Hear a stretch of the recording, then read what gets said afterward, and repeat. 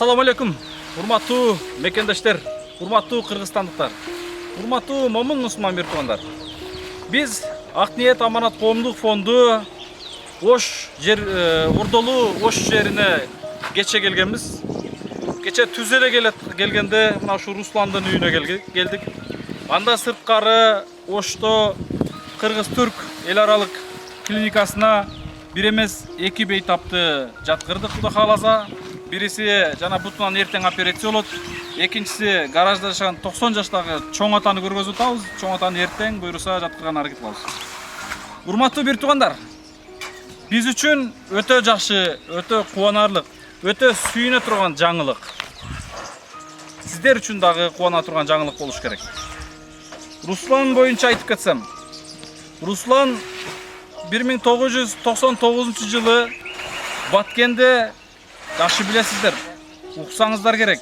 Мына ошол 1999-жылы Баткенде коголаң болуп, мына ошол коголаңдан кийин Баткенди билбеген элге Баткен деп таанылып калган, жакшы билесиздер. Бирок ошол Баткенде террористтер бастырып келип, ушундай жалпы Кыргызстан элине, кыргыз элине, Кыргызстандын жарандарына бир коркунуч жаралган. Ошол убакта ошол душмандар менен душмандардан бизди коргойбуз деп, мына ушул Русландар ошол жерде службада болуп, ошол жерде ошолор менен мындай айтканда согушкан учурлар болгон. Руслан ошол жерде колунан айрылган экен, мына көрүп атасыздар, сол колунан ошол Баткен коголаңынан айрылып, мына өткөндө биз карантин убагында Баткен коголаңынан жарадар алып, ден соолугунан айрылган бир туугандардан кабар алып, анан эң оор жашоодогу Русланды тандап алып, Русланга Кудай калса үй салып беребиз деп ниет кылып кеттик элек. Кудайга шүгүр, ниетибиз мына орундалып, Русланга мына ушул жерге азыр 3 бөлмөлүү үй баштап атабыз, урматтуу мекендештер. Азыр пайдубалын фундаментин куйганы турабыз. Бардык материалдар келди фундаментине ылайыктуу. 3 тонна цемент келди. Мен чектерим машинада калып кеттир. 3 тонна цементтин 15.900 сом акча болду. Арматура алдык. Арматураң 5500 сом акча болду. Андан сырткары азыр бир КАМАЗ эме келди, таш 4000 сом экен. Андан сырткары бир КАМАЗ, азыр 2 КАМАЗга шагылга сразу эме кылабыз. Шагыл андай заводдон чыккан жуулган шагыл экен. Анын рейси бир КАМАЗы 5,5 миңден экен. 5300дөн деп эме алып берди. Кыскасын айтканда азыр ушул жерге мына усталарды кече сүйлөшүп, усталар көрдүңүздөр ишти баштап, мына эртеден баштап пайдубалдын размерлерин чыгарып, уже казып койду. Азыр материалдар толук келди. Опаловкалар келген. Иш башталып, Кудай кааласа биз Ошто дагы 2 күндүк ишибиздин арасында ушул фундамент бүтүп калса экен деп катуу аракетке кириштик.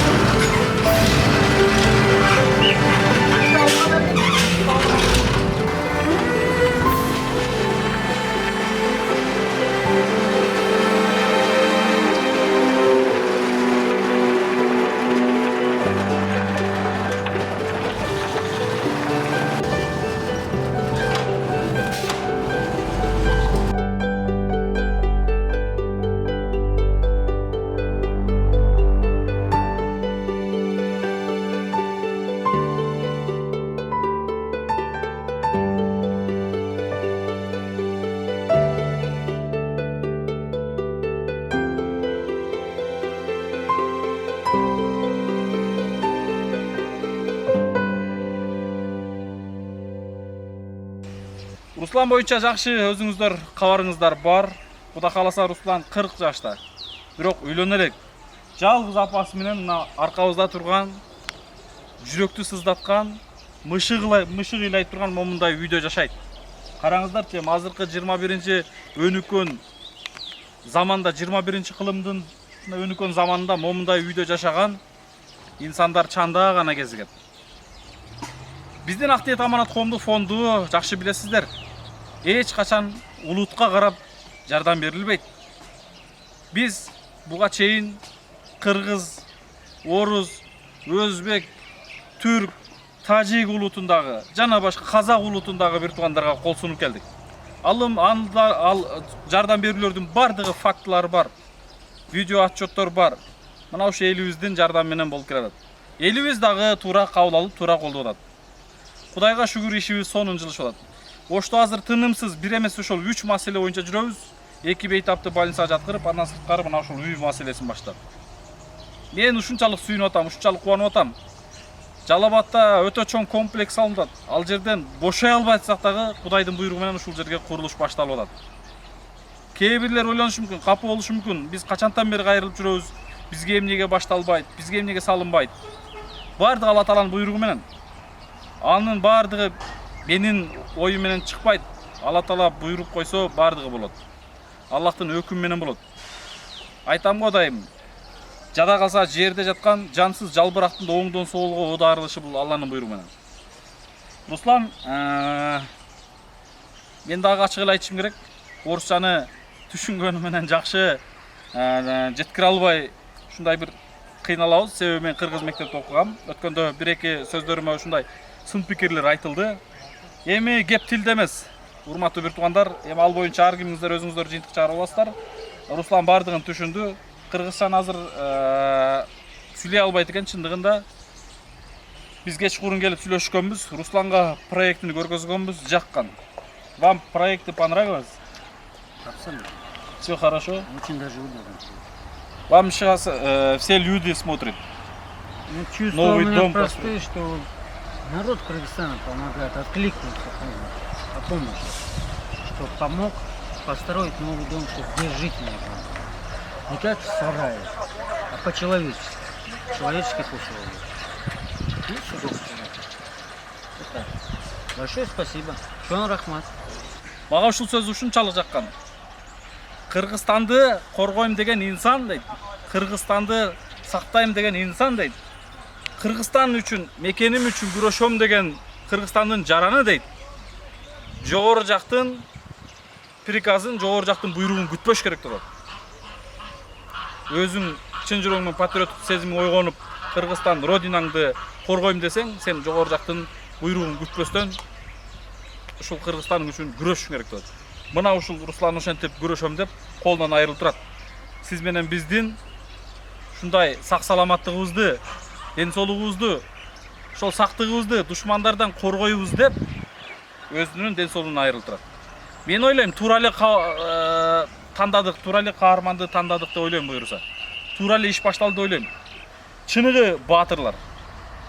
Чыныгы баатыр геройлор. Себеби кыргыздарды, Кыргызстан элин чет жактан келген террорлордон сактайм деп ушундай болуп турат, туугандар. Мен жүрөгүм ооруганы Ала Тоо площадына барып, кыргыз менен кыргыз урушканга эр жүрөк баатыр намын берип атат. А эмне үчүн? Ошондой душмандардан кыргыз элин сактаган. Эми айта берсе сөз көп. Буну маселени дагы Кудай кааласа биз жакшы киришебиз. Русланга бир эле үй эмес, Кудай кааласа сонун кабарларды алып келебиз. Дай бог, чтобы увидели невесту. Особенно увидели новый дом. Да. Сразу откликнулись. Вот. Мына ушундай. Үйлөнөлүк. Үйдү бүтүрөбүз, Русланды үйлөйбүз буюрса. Свадьба будет скоро, да? Правильно? Обязательно. Дай Бог вам здоровья.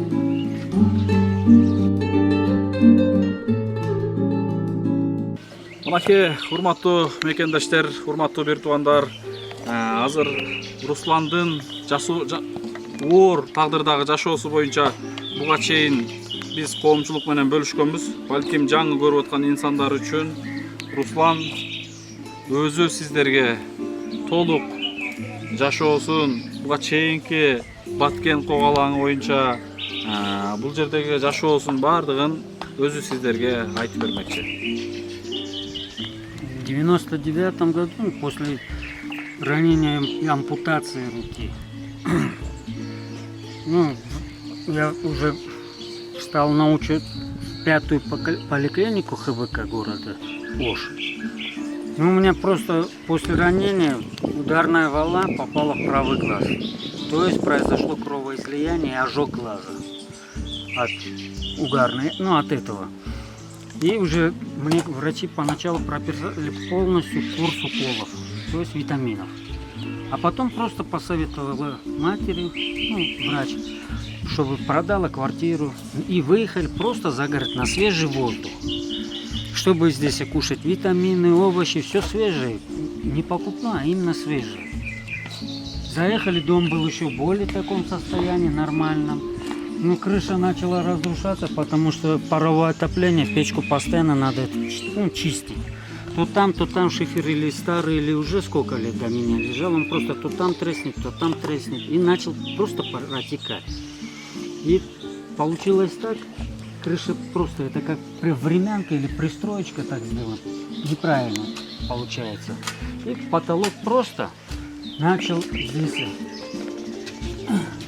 провисать, вот начинается. Здесь смотрите, вот даже где электропровода, то есть коробка была с проводами, а сейчас ее наш наполовину уже, вот смотрите, как она опустилась. Очень сильно это. Извините, просто пойдешь, зайдешь, хлопнешь дверью и на голову упадет потолок. Потому что, ну, дома я еще такой небольшой косметический ремонт мог сделать, но дожди все равно. Дом построен. Кирпич-то нормальный, но строили просто глину, песок. На глину и песок. А дальше начал разрушаться снаружи. Очень сильно. А здесь после вот осадка вот эту раму аж вот так перекосила. Она сейчас вот этот угол вообще стоит за счет вот рамы. Она держит ее. Саму вот эту крышу, слава богу, она не такая тяжести нету. Но уклон пошел. То, что дожди, она фундамент тоже, как раз под фундамент и протекать начинала. И вот так окно перекосило, и уже, я не знаю, я боюсь, что она, любое небольшое землетрясение, просто там все рухнет. А если побольше, я лежу и на потолок смотрю и думаю, упадет на меня потолок или нет. И уже вот здесь потолок более нормальный, крепкий. Стены... Ну тоже уже сыпется. Там с той стороны, понимаете, фундамент, он когда дожди, мажди, снег тает, просто начинал всасываться в фундамент. И отсюда, вот смотрите, начало разрушаться. И разрушалось я с трудом, это все сумел, песок, алебастр и цемент еле зашпаклевал это все. Тоже уклон здесь чуть неправильно сделанный, то есть чуть-чуть идет туда спуск. А уже сейчас, ну здесь я еще могу сделать такой ремонт небольшой, косметический. Побелить, покрасить или зашпаклевать. Но снаружи уже там очень большие объемы. Это и времянка нужна, это надо залезть, особенно в верхушку. Там это я просто не в состоянии. Низ, может быть, я еще с горем пополам и сделаю. Но одной рукой делать, потому что использовать цемент и звездку, пальцы разъедает. Потом очень больно это. Что-то делаешь, очень больно. Потому что дырки появляются от разъеденного. Это хоть перчатки одеваю, но все равно. А так я сплю на этом месте. Мама на том месте. При землетрясении всегда маме говорю, падай вот между кроватью, чтобы если потолок упадет, чтобы мы остались между кроватями в свободном пространстве, чтобы не прибило, не убило просто. Потому что упадет сразу и убьет сразу. Сами понимаете, если, когда крыша падает. Это не 5 килограмм все-таки. Да и 5 килограмм по голове это хватает. Мебель, извините, это у нас вообще... Этот диван 75-го года, мать тот с 84-го года. Кресло уже в полной это пригодность пришло, только выкинуть, сжечь это. Все заново приходится. Когда еще вот мать продала квартиру, я получал очень небольшую пенсию. Отец подрабатывал, потом и так вот я до 2008-го. Денег не то что катастрофически на ремонт не хватает. Такие деньги. А сейчас уже дом в такой убыток пришел, там я свои хоть деньги буду. Понимаете, если мне целые 10 лет надо не есть, не пить, жить на мамину там 3000 сомов, оплачивать там свет или еще что-то, покупать продукты, тогда да, у меня приличная сумма, я тогда мог бы за свой счет построить. Но за 10 лет, извините, я 10 раз и помру. Я как патриот все-таки родный, даже сейчас, если что случится, я с одной рукой я готов пойти, даже опять сейчас. Потому что все равно подготовка остается это на всю жизнь. А когда ты действительно действующий солдат, ты помнишь, ты защитник Родины. Это не только самого себя, мама и папа. Ты защитник всего населения, народа, государства. И если ты сможешь это, не побоявшись, просто сразу, да, помочь, помогать вступать в бой, помогать товарищам, сослуживцам, то, извините, ты сам действительно, и не думая о наградах, главное, думая о жизни, как сохранять жизнь. Даже солдат должен думать о другом солдате, чтобы сохранять жизнь. И когда я был вот в армии, да, и мне очень, действительно, я прошел дедовщину.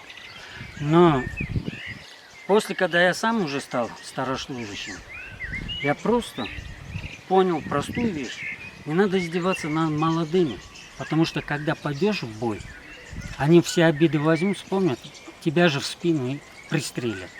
Там тебе, ладно, дадут награду посмертную, скажут, в бою погиб. Вот и все. А получишь от своих.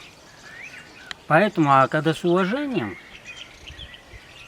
ну, тут, понимаете, это в сердце надо быть простым человеком. И помня, как издевались над тобой, например, не издевайся так. Потом воздастся. Вот и все. Я очень благодарен благотворительному фонду, как нет Аманат, за то, что они, в общем, начали эту стройку и Союз ветеранов Баткена. Потому что дом действительно не подлежит уже ремонту. В любом случае косметический это поверхностный ремонт. А внутри уже все разрушается. Срок службы он действительно вышел уже отсюда. Но благотворительный фонд Акнет Аманат затратил уже немалые средства. Уже все вот материал под заготовки, это очень большие деньги идут. Потому что мне сейчас сказали суммы, для меня это бешеные деньги, очень. Чтобы вообще-то это, даже вот такой фундамент сделать, мне уже полгода надо. Урматтуу мекендештер, урматтуу бир туугандар, Русландын буга чейинки оор жашоосу боюнча өзүнүн оозунан уктуңуздар. Чындыгында жүрөктөр сыздайт. Мына ушундай чыныгы Кыргызстандын баатырын үйлүү кылуу бул өтө чоң бакыт болуш керек. Биз бул үй бүтөрөккө чейин өтө толкунданып сүйүнүп атабыз. Себеби бул Баткен коогалаңында жаратылган Баткен 99-жылы Баткен коогалаңында жаратылган чыныгы баатырларга анча көңүл бурулбай келет экен. Көңүл бөлүнбөй келет экен. Мына ушулардын арасынан эң оор жашоосундагы Русланды тандап алып, мына жаңы момундай заманбап 3 бөлмөлүү үй баштап атабыз. Урматтуу бир туугандар, элиңиздер. Кайдыгер карабайсыздар деп ойлоном. Кудай калса буга чейин канча элибизге жардам берип келгенсиздер. Бул Русланга да кайдыгер карабайсыздар. Русландын да үйлүү болушуна сиздер себепкер болосуздар. Мына ушундай баатырды колдойсуздар. Кудай калса кайдыгер карабастан жардам бересиздер деп ойлойм. Азыр фундаментине толук материалдары келип түштү. Мен жогоруда суммасын бардыгын айтып өттүм. Дагы да кайталап кетсем болот. 15.900 сомго цемент келди, 5.500 сомго арматура келди, таш, шагыл бардыгы биригип 15.000 сом акча болуптур. Мына ушундай урматтуу мекендештер. Андан сырткары усталардын уста акысы бар. Эртең мына азыр бүгүн катлабасын казып опалубкаларды коет. Эртең катуу иш болуп фундаментти бүтүрөбүз атат. Бүрсү күнү Кудай кааласа фундаменттин усталарынын акысын төлөп берип коюп, анан жол артабыз, кетебиз деп турам. Кудай кааласа 2 күн бою коштоо болобуз. Келиңиздер, кайдыгер карабастан жардам бериңиздер. Эгерде сунуш, суроо, жардам берүү үчүн биздин Ак ниет аманат коомдук фондунун байланыш, WhatsApp номерлери бүт бардыгын экран алдына коюлат. Сыртта жүргөндөргө Россиянын карталары коюлган билесиздер, дагы да коюлат. Ошол биздин фонддун даректерине ишенүү менен жөнөткөн болсоңуздар, Кудай кааласа сөзсүз мына ушул иштерге жөнөтүлөт. Анан сөзсүз жөнөткөндөн кийин даректерине жазып коюңуздар, бул Русланга, бул комплекске, бул жана башкага деп. Сиздердин айтууңуздар боюнча аманаттар дарегине жетип, мына буйруса муктаждардын дарегине жетип, муктаждардын муктаждыгына жарайт буйруса. Тынч болуңуздар, аман болуңуздар. Анда эмес эртең фундамент бүтөрдө көрүшөбүз. Кудай кааласа жакшы кабарлар менен дагы да бөлүшүп турабыз. Тынч болуңуздар. Баарыңыздарга чоң рахмат. Алла разы болсун.